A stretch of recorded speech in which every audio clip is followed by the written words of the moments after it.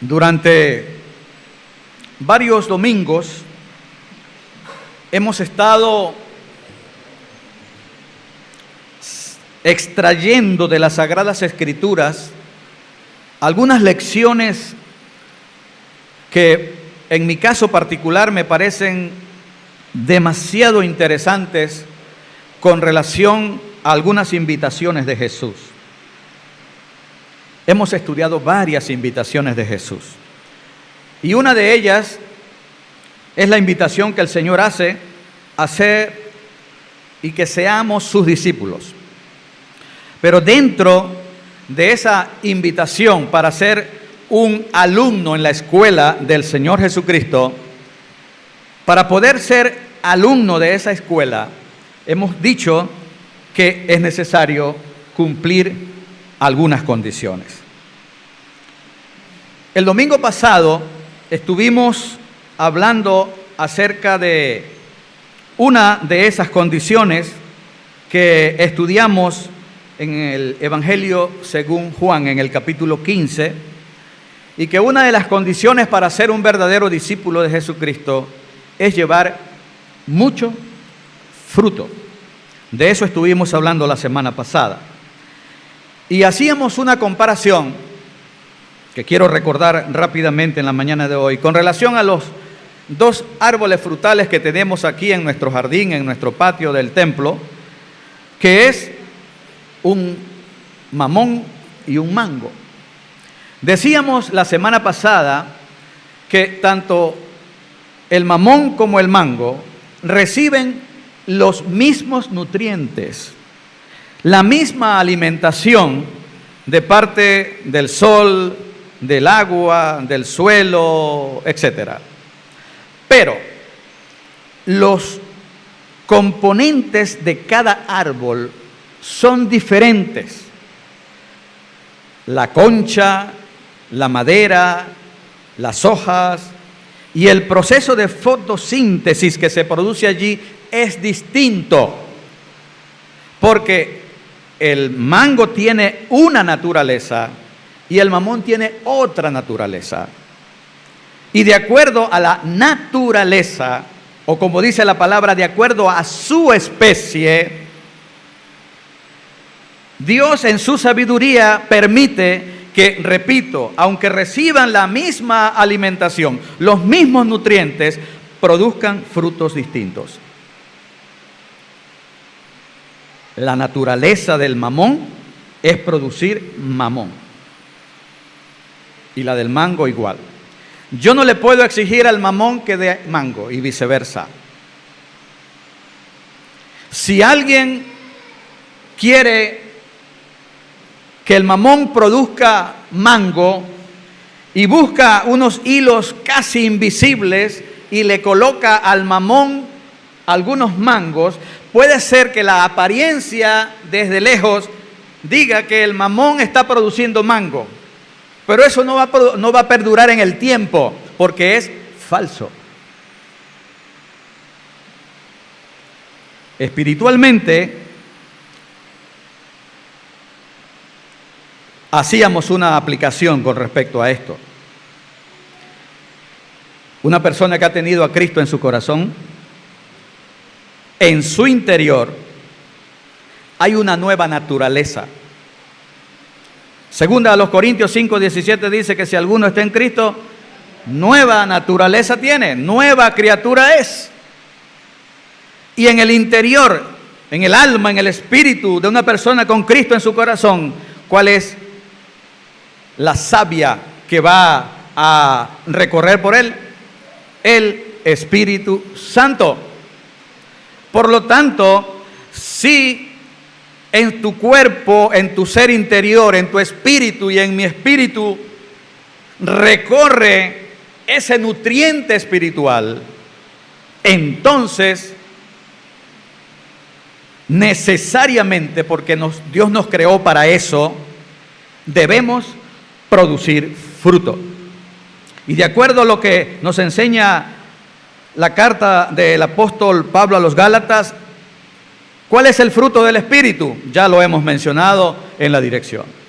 amor, gozo, paz, paciencia, benignidad, bondad, fe, mansedumbre, templanza. No le pidamos a alguien que no tiene al Espíritu Santo que produzca el fruto del Espíritu, porque no lo va a poder hacer. Una cosa que quiero resaltar es que de acuerdo a lo que aprendemos en las Sagradas Escrituras, lo que la gente produce de una manera normal y continua, esa es su naturaleza. Lo que usted y yo somos de lunes a sábado, esa es nuestra naturaleza y ese es el fruto que nosotros estamos dando.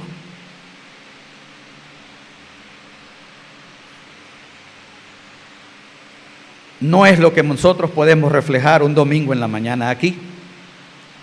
Oído a lo que voy a decir, consideré necesario recalcar antes de comenzar el tema de hoy estas cosas. Si la manera como usted se comporta y como yo me comporto de lunes a sábado es diferente a como me comporto el domingo aquí, tengo que revisarme. Porque mi condición espiritual no la da un comportamiento de 2 horas en este lugar. Mi vida espiritual y lo que realmente soy y lo que estoy produciendo es lo que vivo, como vivo de lunes a sábado. Ojalá y el domingo simplemente sea otro día común y corriente, porque es normal y cotidiano y continuo la manera como nosotros nos comportamos. La Biblia determina el carácter de una persona basado en sus acciones comunes y habituales, no en las ocasionales. Si usted es una persona que lleva el fruto del Espíritu, amor, gozo, paz, etcétera, y eventualmente comete un error, porque definitivamente lo vamos a hacer, el Señor no te va a evaluar en función de eso que hiciste de manera accidental, vamos a llamarlo así. La palabra de Dios no nos enseña eso. Él evalúa tu vida y mi vida espiritual en la manera como yo me comporto de manera habitual y permanente. Un verdadero discípulo de Jesucristo, entonces, puede pecar de manera ocasional, pero no permanente. Porque si peca de manera permanente, es esclavo del pecado. Y si es esclavo del pecado, no ha nacido de nuevo. Charles Spurgeon, un extraordinario predicador inglés del siglo XIX, conocido en la historia como el príncipe de los predicadores, dijo en una ocasión: si el hombre no vive de forma diferente a como vivía antes, en casa y en la calle, su arrepentimiento es falso y su conversión es ficticia. Repito, dijo Spurgeon hace más de 200 años, si el hombre no vive de forma diferente a como vivía antes en casa y en la calle, su arrepentimiento es falso y su conversión es ficticia. Consideré necesario, para unir el pensamiento de hoy, recordar algunas pinceladas del cuadro de la semana pasada. Cada uno entonces necesitamos evaluarnos. ¿Qué estamos realmente produciendo? Como lo he dicho en otras ocasiones, si usted quiere saber realmente cómo es este servidor, cómo es el pastor Efraín Merche, pregúntele a mi esposa. Ella me conoce perfectamente y le va a dar la opinión bastante aproximada de lo que realmente yo soy. ¿Por qué? Porque mi conducta cotidiana representa lo que yo llevo por dentro. Y así todos ustedes somos así. Es necesario evaluarnos para ver si somos verdaderos discípulos. Vamos a ver qué sacamos hoy de estos 2 versículos de Juan capítulo 13, versículos 34 y 35. Dijo el Señor Jesucristo a sus discípulos: un mandamiento nuevo os doy, que os améis unos a otros, como yo os he amado, que también os améis unos a otros. En esto conocerán todos que sois mis discípulos, si tuviereis amor los unos con los otros. Para hacer mi meditación en esta mañana he colocado una interrogante a mis apuntes. Ese interrogante es: ¿usted nos identifica? ¿Usted nos identifica? Déjeme decirle, hermanos, que de acuerdo a estos dos versículos, Jesús no estableció, por ejemplo, un tipo de ropa o un color de ropa para identificar a sus discípulos. Usted y yo debemos vestirnos para la gloria de Dios. Nuestra manera como nos vestimos cada vez que vamos a colocarnos, tanto las damas como los caballeros, podríamos preguntarnos, ¿esto que me voy a colocar realmente glorifica a Dios? Eso es verdad. Pero el Señor no dejó un color ni una extensión de una falda para las mujeres, ni dejó un color de corbata para los pastores y los seguidores de Cristo, ni mucho menos una marca de ropa. Tampoco dejó un carnet de identificación o una cédula de identificación. Hermanos amados, ni siquiera dejó y dijo que la manera como se alaba al Señor o la manera como se predica y el contenido de la predicación es la manera como se va a identificar a un verdadero discípulo de Jesucristo y a una verdadera iglesia del Señor. Esas cosas pueden ser buenas, pero no es lo que el Señor ha establecido de acuerdo a las Sagradas Escrituras. No ha sido nunca la idea de Jesús tampoco de que sus seguidores sean agentes secretos. Mencionábamos eso la semana pasada. De que andemos ocultos, de que usted pueda tener 10 años trabajando y por una cosa, trabajando en un lugar, y que por alguna cosa casual alguien te identifique como evangélico. Y la persona te dice, fulanito, tú eres evangélico. Y tú dices un poquito timidez, sí, yo soy evangélico, pero yo tengo 10 años trabajando contigo y no sabía que eras evangélico. Agente secreto, hermano. El Señor no quiere agentes secretos. El Señor quiere y anhela y necesita que todos nos identifiquen como discípulos de Jesucristo. Por ahí se dice el versículo 35, en esto conocerán, ¿cuántos? Todos. La propuesta de identificación de Jesús podrá ser entonces, de acuerdo a esta expresión, ser reconocida por todos, queridos hermanos y estimados amigos, porque solo la iglesia del Señor Jesucristo, la verdadera iglesia del Señor Jesucristo, está unida por el vínculo del amor entre sus integrantes. No hay ninguna otra institución en la sociedad de este mundo cuyo vínculo sea el amor. En esta condición suprema del discipulado, déjeme decirle también algo, está implícito el concepto de comunidad, está implícito el concepto de la iglesia, está implícito el concepto de la familia de la fe. En esto conocerán todos. Yo no puedo manifestar mi amor que el Señor me ha dado para que yo lo exprese aisladamente.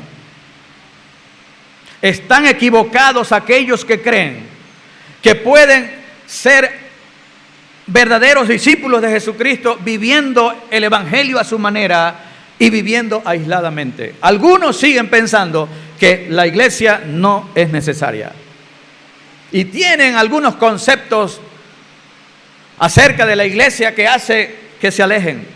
Pero la palabra del Señor, no solamente aquí, sino en otros lugares, no puede concebir un verdadero cristianismo como una golondrinita,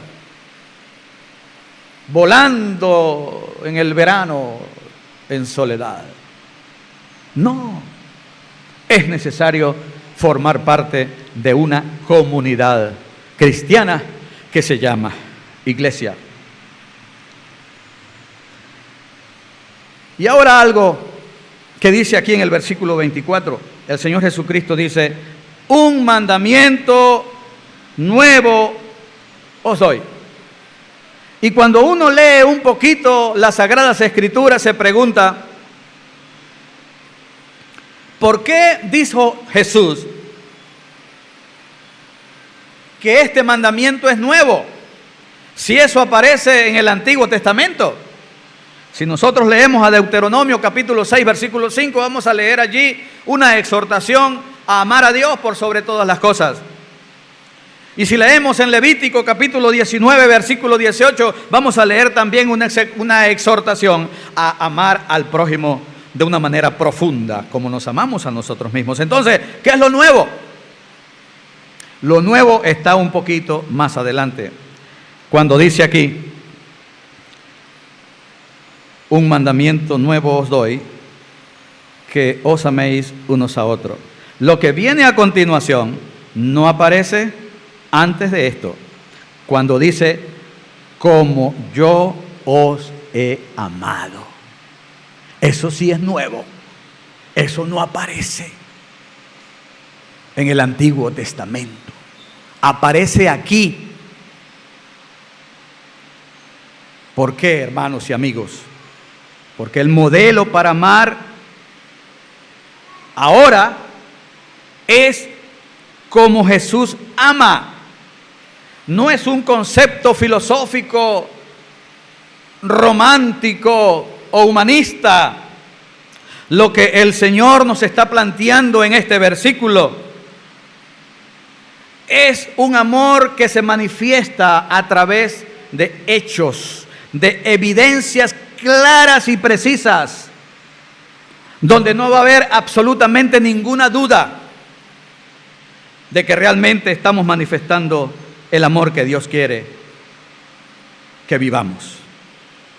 El poema que encontramos en 1 Corintios 13 es una descripción hermosa y linda de nuestro Señor Jesucristo, pero no solamente es de nuestro Señor Jesucristo, sino de cómo es el amor de Jesucristo, como yo os he amado. Vamos a leer un momentico 1 Corintios 13, este hermoso poema acerca del amor, los versículos 4 al 7 que dicen así.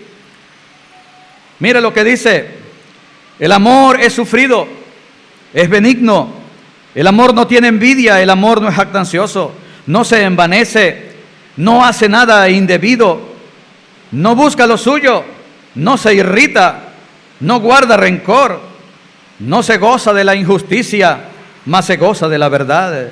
Todo lo sufre, todo lo cree, todo lo espera, todo lo soporta.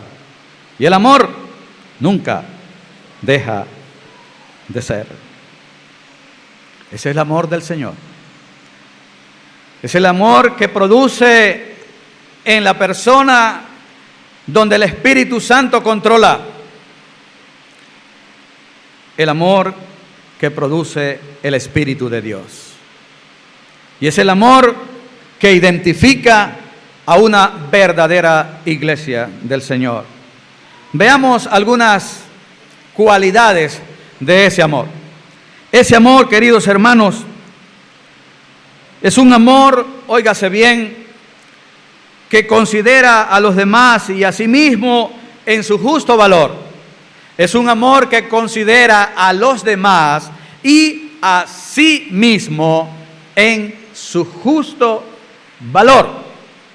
¿Qué leemos en la carta del apóstol Pablo a los Filipenses? En el capítulo 2, hermoso capítulo de las Sagradas Escrituras, versículo 3, dice así, Filipenses 2:3: nada hagáis por contienda o por vanagloria, antes bien con humildad, estimando cada uno a los demás como superiores a él mismo. Nada hagáis por contienda o por vanidad, antes bien con humildad, estimando cada uno a los demás como superiores a él mismo. Y en Romanos, en la carta del apóstol Pablo a los romanos, en el capítulo 12, versículo 3, la palabra de Dios dice: digo pues, por la gracia que me es dada, a cada cual que está entre vosotros, que no tenga más alto concepto de sí que el que debe tener, sino que piense de sí con cordura, conforme a la medida de fe que Dios repartió a cada uno. Unimos estos dos pasajes y llegamos a la conclusión que acabo de hacer referencia. Es un amor que considera a los demás y a sí mismo en su justo valor. El amor que Dios coloca en nuestras vidas nos permite no sobreestimarnos, pero tampoco subestimarnos. No nos permite sobreestimar a los demás ni subestimarlos. Es tener un concepto sano de sí mismo y un concepto sano de los demás. Eso lo da el Espíritu Santo en nuestras vidas cuando dejamos que Él nos controle. En segundo lugar, es un amor, si me permites utilizar la frase, que hace añicos la caparazón o el caparazón del egoísmo. Rompe en mil pedazos ese cascarón horrible y fuerte que nos cubre a todos, hermanos. El egoísmo. Filipenses capítulo 2, volvemos allí, leemos el versículo 4, dice: no mirando cada uno por lo suyo propio, sino cada cual también por lo de los otros. Hermanos, qué difícil es para el ser humano quitar la mirada de sí mismo. Qué difícil es para el ser humano pensar en los demás. Que cuando se piensa hacer algo o decir algo, que podamos primero analizar y decir: esto que voy a hacer o a decir ¿afecta negativamente a alguien? No. Si creemos que nos es beneficioso a nosotros, lo hacemos.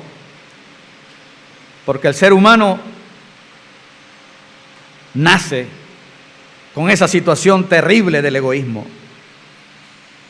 Solamente los que pueden ponerse en las manos del Señor y amar como el Señor amó, puede acercarse un poco a eso de pensar más en los demás que en sí mismo. En casa, cuando usted como esposo, como esposa, como padre, como hijo, piensa hacer algo, decir algo, primero piensa en cómo va a repercutir positiva o negativamente en su papá, en su hijo, en su esposa, en su esposo, en su suegro, en su suegra, en su hermana. Hermanos, nos cuesta pensar eso. Pero es lo que la palabra de Dios nos enseña. Si queremos realmente identificarnos, o mejor dicho, que nos identifiquen como verdaderos hijos de Dios. También, hermanos, es un amor que cubre multitud de pecados. Mire lo que leemos en la primera carta del apóstol Pedro, en el capítulo 4, versículo 8. Primera de Pedro 4, 8 dice: y ante todo tened entre vosotros ferviente amor. ¿Por qué? Porque el amor cubrirá multitud de pecados. Tened entre vosotros, un concepto comunitario del cual he mencionado ya. Tened entre vosotros ferviente amor, porque el amor va a cubrir multitud de pecados. Vamos al primer evangelio, en el capítulo 18 de Mateo, y mira lo que dice aquí este capítulo, los versículos 21 y 22. Entonces se le acercó Pedro y le dijo: Señor, ¿cuántas veces perdonaré a mi hermano que peque contra mí? ¿Hasta 7? Y Jesús le dijo: no te digo hasta 7, sino aún hasta 70 veces 7.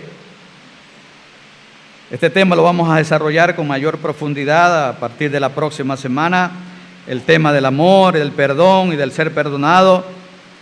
Pero podemos aquí decir que cuando realmente amamos como el Señor nos ha amado, cuando obedecemos lo que el Señor nos ha enseñado acerca del vínculo que une a la familia de la fe, entonces vamos a poder cubrir, es decir, una de las acepciones de cubrir, perdonar, dejar allí lo que ha sucedido. Lo que el concepto religioso y filosófico de la época enseñaba era que el judío, vamos a decir así, que cumplía la ley, por lo menos debía perdonar 7 veces, óigase bien, diario a las personas que le ofendían. Esto es un problema diario. Y el Señor Pedro le dice: Señor, ¿está bien con lo que establecen los rabinos? Y él le dijo: falta un poquitico más. No les digo que 7, sino hasta 70 veces 7. Eso es como multiplicar 7 por 70, ¿verdad? 7 por 7, 49. 490 veces en el día. Lo que quiere decir el Señor aquí, hablando de manera hiperbólica, es decir, exagerada, vamos a llamarla así, es que perdonar no tiene límites, hermano. El amor humano tiene límite. Hasta aquí llego. Ya no te soporto más. Vete.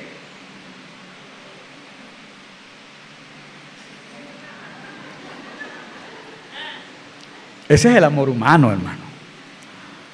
Pero el amor de Dios no tiene límites para perdonar.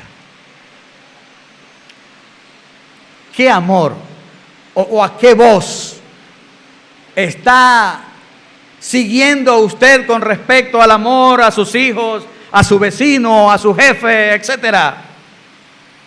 La voz que viene del mundo que dice: ya no lo soportes más, o la voz que viene del Espíritu Santo que mora en ti, que te dice: sigue amando, sigue perdonando, sigue soportando.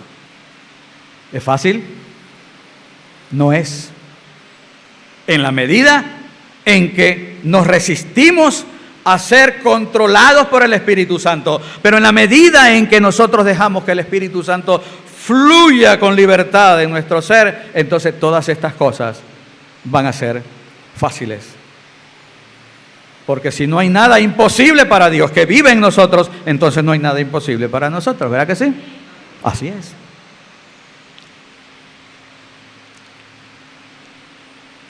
Igualmente, hermanos amados, el amor del cual Jesucristo es modelo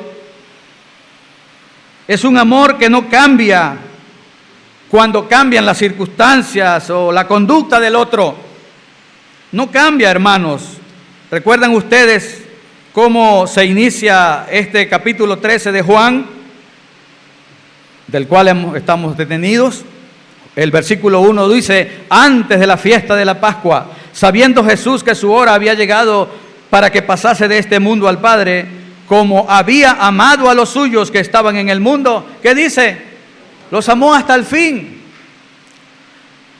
Y esto no solamente quiere decir que los amó hasta el momento en el cual fue a la cruz del Calvario para morir por esas personas que no merecían realmente tanto amor, así como ni usted ni yo lo merecemos. También significa, queridos hermanos y estimados amigos, que el amor de Dios fue igualito. Los amó igualito hasta el fin. No cambió. El Señor Jesucristo amó igualito a Juan cuando se le acercaba y le colocaba su cabeza sobre su pecho. Amó igualito a Pedro cuando lo negó 3 veces. Y siguió amando a Judas cuando lo entregó como el más grande de los traidores. Y por eso es que cuando Judas llega con la turba, tanto cívico como militar, a prender a Jesús, cuando Jesús está al frente de Judas, ¿cómo le dice? Amigo, ¿a qué vienes? El amor de Dios, queridos hermanos y estimados amigos, no cambia de acuerdo a la conducta suya y mía. Si usted está alejado espiritualmente, si usted tiene tiempo que realmente no disfruta de los deleites, los manjares espirituales en la casa de su Padre Celestial, el Señor lo sigue amando así. Pero no quiere que usted siga así, y esa es la razón por la cual hoy lo ha traído a este lugar para que escuche estas cosas. Y si usted se ha mantenido fiel en el lugar donde ha estado, se ha mantenido constante en la búsqueda de la presencia de Dios a través de la palabra y la oración y congregarse, el Señor lo sigue amando. Nos amará igual hoy, mañana y hasta el final. Y una de las cosas que no va a terminar en la eternidad es el amor de Dios hacia nosotros. Gloria a Dios.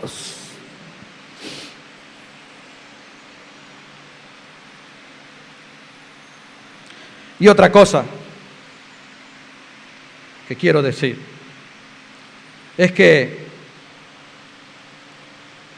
el amor que el Señor anhela y desea que la iglesia suya practique es un amor que debe trascender las fronteras de la iglesia.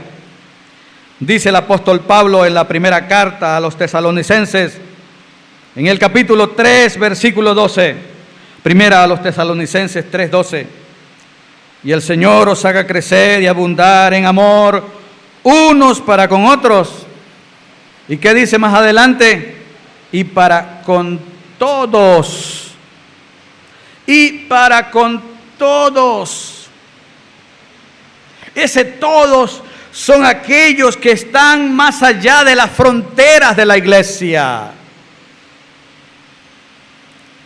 El amor de un verdadero discípulo de Jesucristo rompe cualquier barrera de cualquier tipo que se presente y debe llegar hasta los que no conocen al Señor Jesucristo con ese amor que solamente Dios da.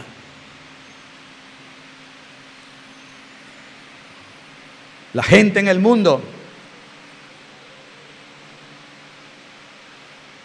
no ha podido conocer de verdad lo que es el amor auténtico.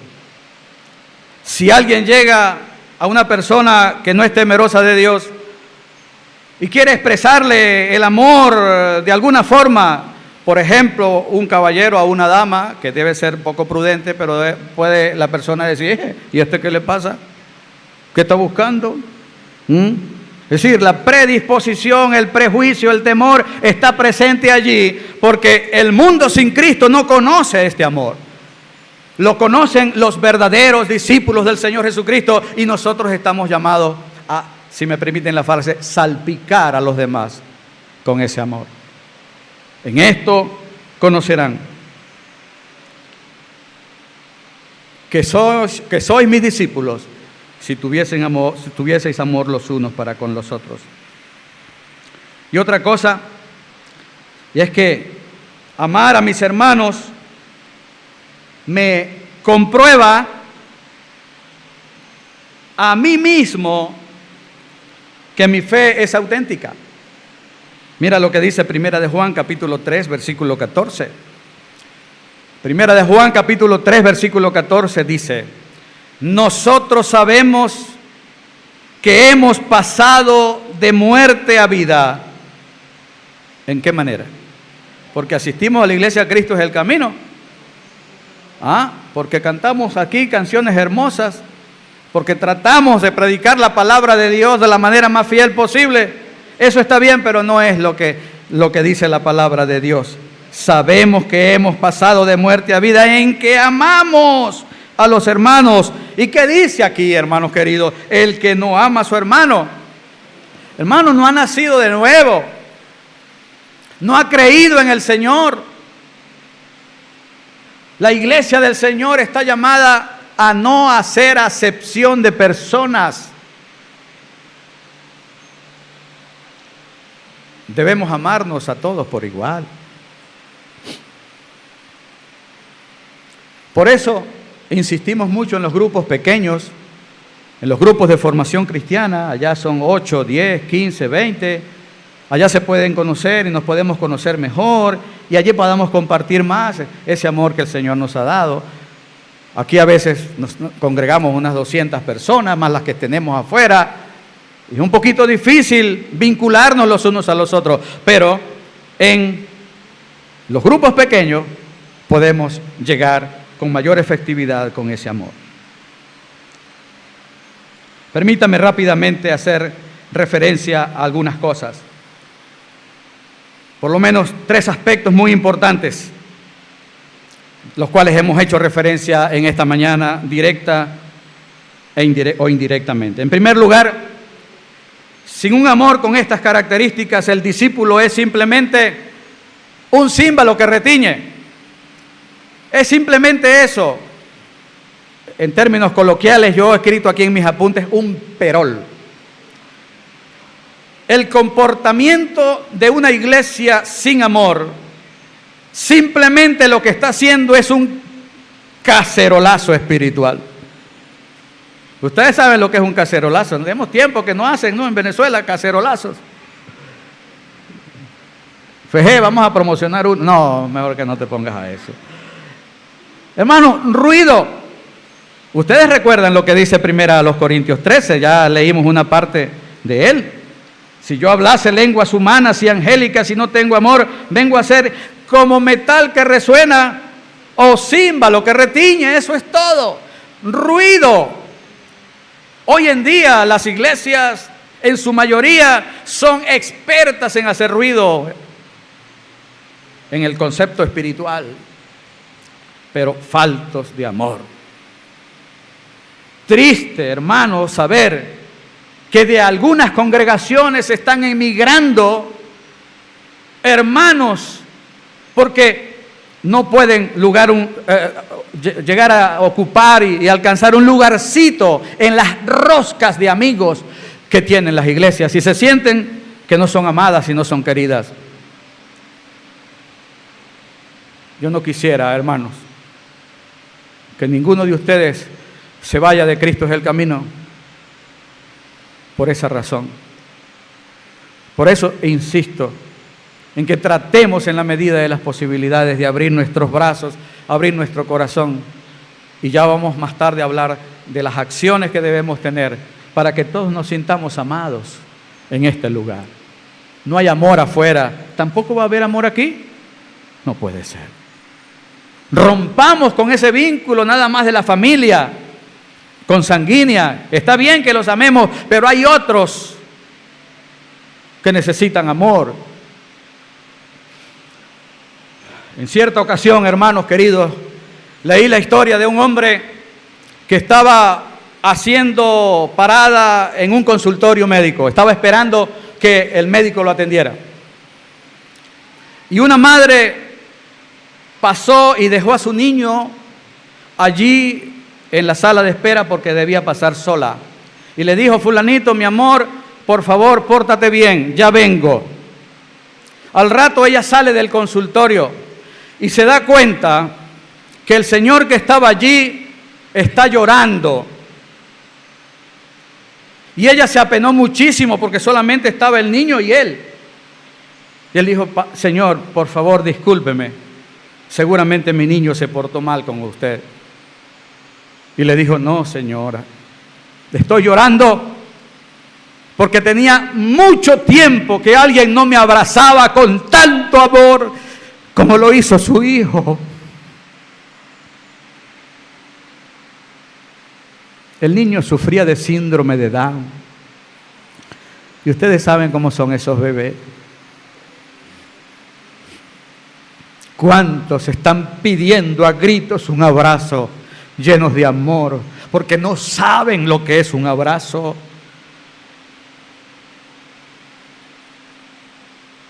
En el Ministerio Juvenil estamos estudiando el libro de los Proverbios y hemos hecho énfasis en que Salomón, por lo menos en unas 15 ocasiones, en los primeros 7 capítulos, se dirige a sus lectores como hijo mío, hijo mío, hijo mío.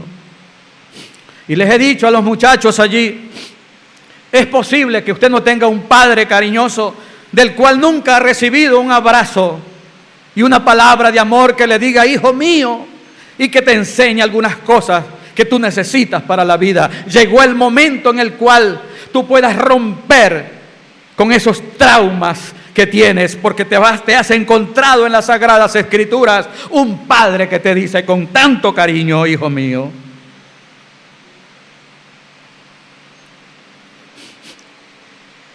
Y eso nos lo dice hoy a nosotros en este lugar. Vamos a dejarnos abrazar con amor por nuestro Señor, ¿les parece? Para que veamos la diferencia. En segundo lugar, amar de esta manera es imposible sin el poder transformador del nuevo pacto. Es imposible amar de esta manera si no hemos tenido un encuentro personal con Jesucristo, porque todo comienza por el nuevo nacimiento. Y es imposible sin la llenura del Espíritu Santo, de acuerdo a lo que dice el apóstol Pablo a los Romanos en el capítulo 5 y Efesios capítulo 5.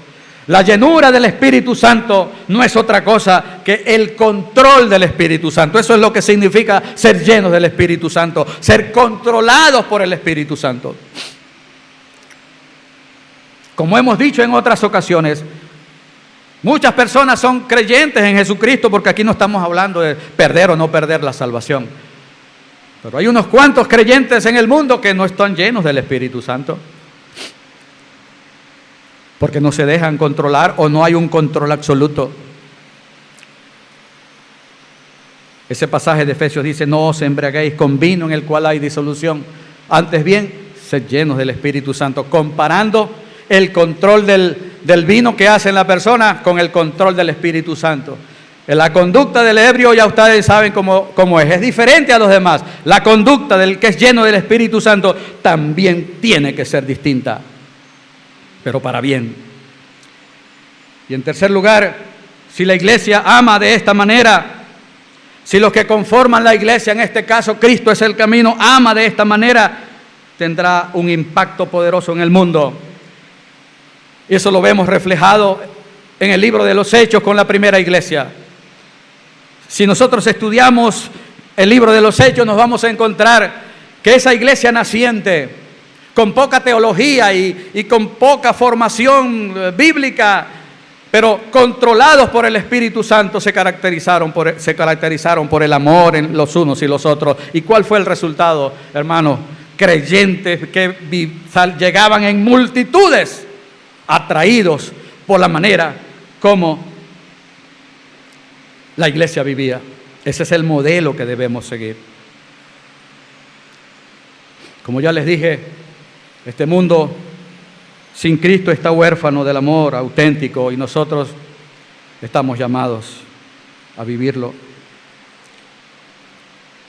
Y de acuerdo a cómo podemos leer, Jesús le concedió al mundo, óigase bien, la facultad de juzgar a sus discípulos, la facultad de juzgar a sus discípulos, basándose en la manera como estos se aman. En estos conocerán. El mundo va a tener un concepto de la iglesia, de los discípulos de Jesucristo, ¿en función de qué? En función del amor y cómo se aman. Y allí se emite un juicio. ¿Son o no son? ¿Ser o no ser? Ese es el problema. La próxima semana, si el Señor lo permite,